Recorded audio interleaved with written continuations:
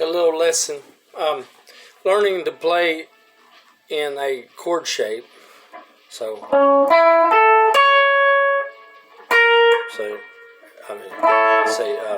we're in okay, A.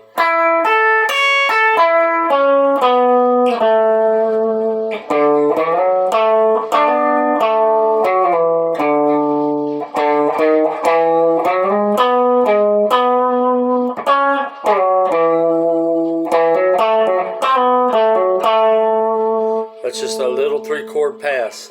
1, 4, 5. So.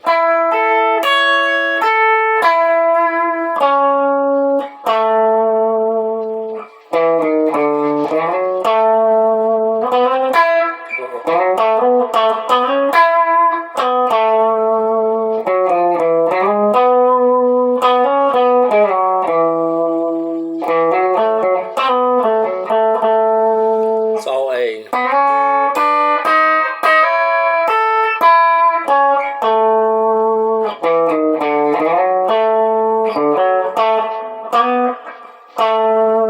So adding that third always creates a kind of a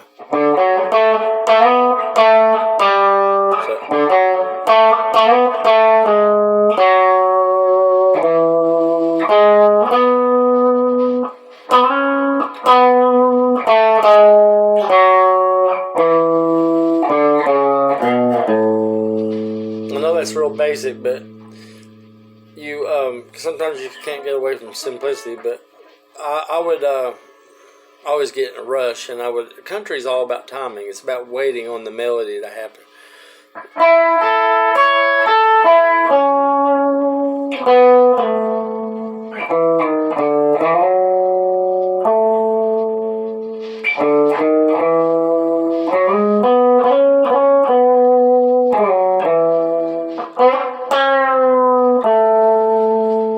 Very simple, but sometimes that's all's needed, you know.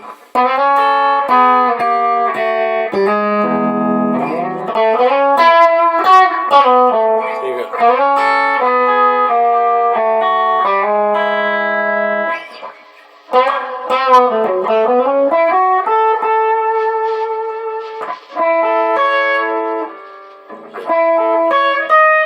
I'm so terrible with major.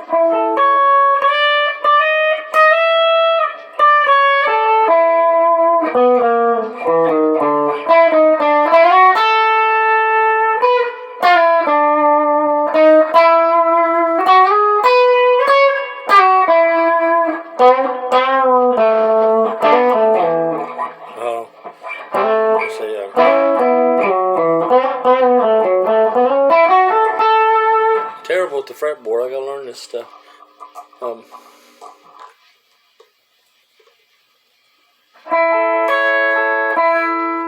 But all that is a triad. So when you play out these,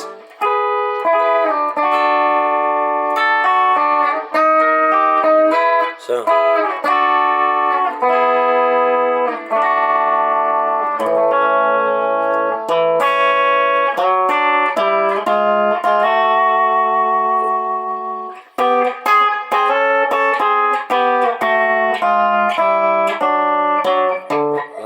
I did a key change there. I'd be like a modular.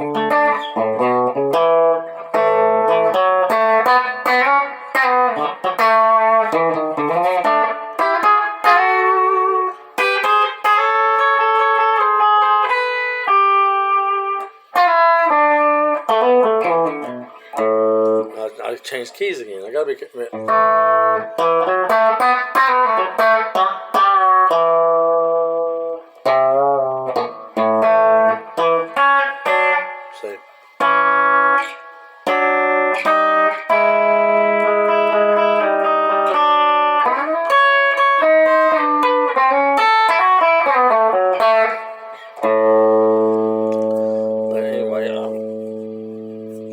The third is so important. I would always play it.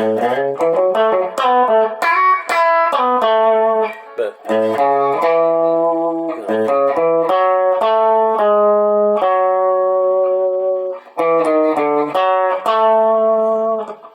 you know.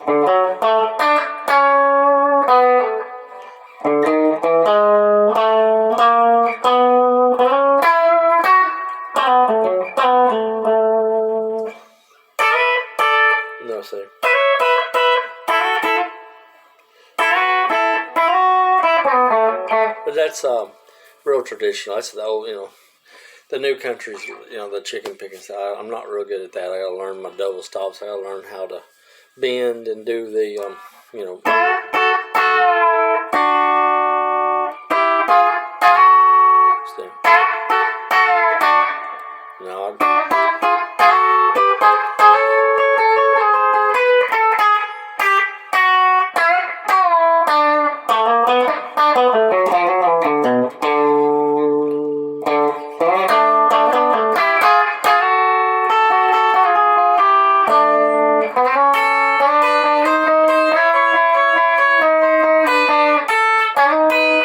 so I don't know where I'm at. I went to 7 day, okay, G lick. And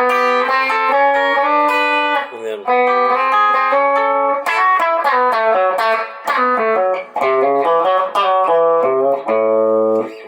what was that? No, I was in D. But anyway.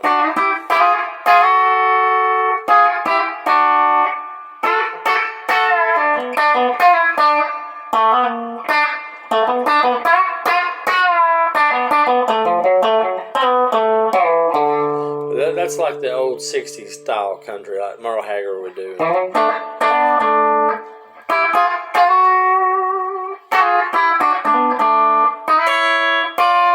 So, dang, that's over my D. So my 4 chord.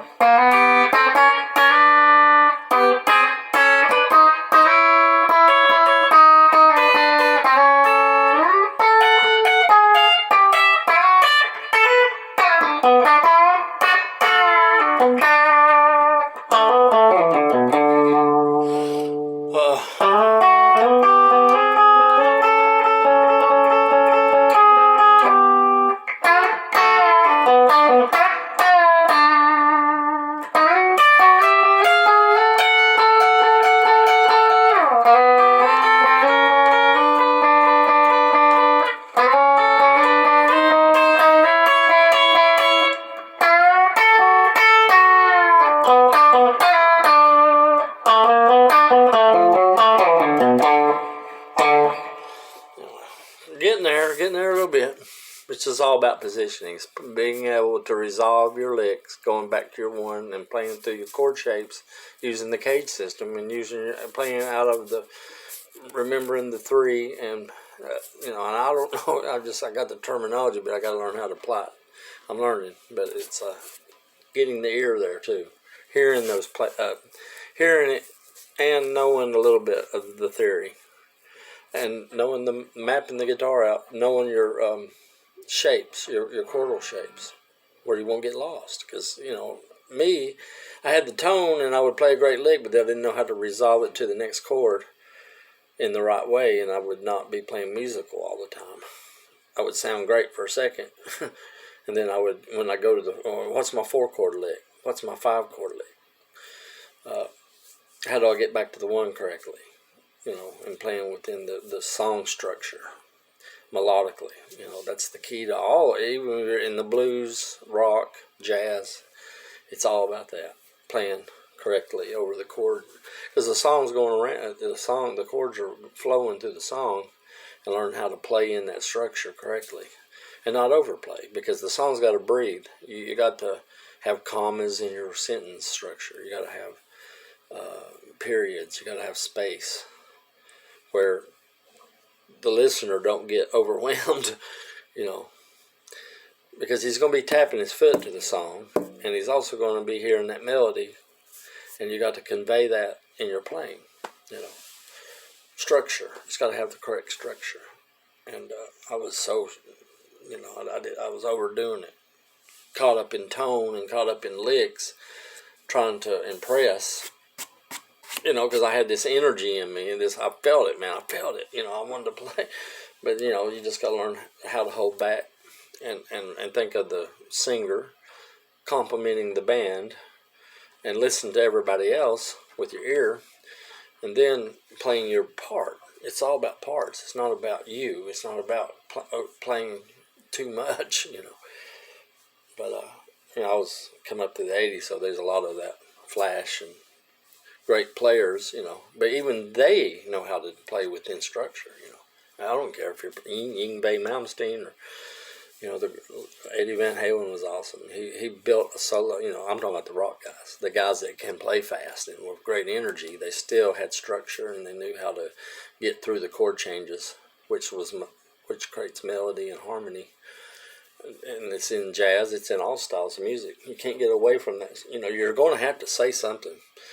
You know, guitar's like you're talking, so you got to say, "Hey, this is a paragraph. I got to say something in this amount of time." If it's a short paragraph or a long paragraph, you still got to say something, whether I make one sentence or 10. Amen.